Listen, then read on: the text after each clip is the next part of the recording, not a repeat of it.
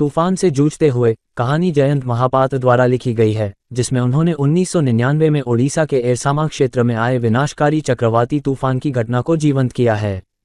ये कहानी लेखक के व्यक्तिगत अनुभवों और भावनाओं पर आधारित है, जिसमें उन्होंने बताया है कि किस तरह लोगों ने इस भयंकर तूफान का सामना किया और अपनी जान बचाने के लिए संघर्ष किया। कहानी की शुरुआत में लेखक बताते हैं कि एरसामा में एक सामान्य दिन था, लेकिन धीरे धीरे मौसम बिगड़ने लगा। बादलों का घना जमाव, तेज हवाएं और बारिश ने धीरे धीरे पूरे क्षेत्र को अपने शिकंजे में ले लिया। जैसे जैसे चक्रवात का प्रभाव बढ़ा, हवा की गति और तेज होती गई, पेड़ गिरने लगे, घर टूटने लगे और लोगों के सामने जीवन और मृत्यु का प्रश्न खड़ा हो गया।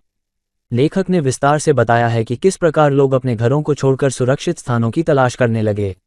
लेकिन तूफान इतना शक्तिशाली था कि अधिकांश घर और संरचनाएं धराशायी हो गईं। एरसामा के लोग बहुत मुश्किलों का सामना कर रहे थे। न केवल उनके घर नष्ट हो गए, बल्कि उनके पास खाने पीने की चीजें भी खत्म हो गईं। एरसामा के लोग बहुत मुश्किलों का सामना कर रहे थे। न केवल उनके घर नष्ट हो गए, बल्कि उनके पास खाने पीने की चीजें भी खत्म हो गईं। इस विपदा में कई लोगों की जान गई और बहुत से लोग घायल हुए। लेखक ने अपनी कहानी में उन दर्दनाक परिस्थितियों का वर्णन किया है, जिसमें लोग अपने परिवार के सदस्यों और प्रियजनों को खोते देख रहे थे। इसके अलावा वे ये भी बताते हैं कि किस प्रकार कुछ साहसी लोगों ने अपनी जान की परवाह किए बिना दूसरों की मदद की, उन्हें बचाने का प्रयास किया।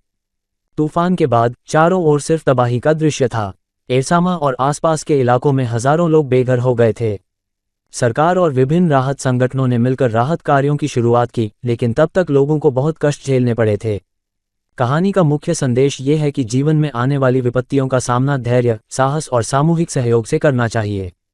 एरसामा के लोगों ने एक दूसरे का साथ देकर इस विनाशकारी तूफान से जूझा और जीवन को फिर से पटरी पर लाने की कोशिश की।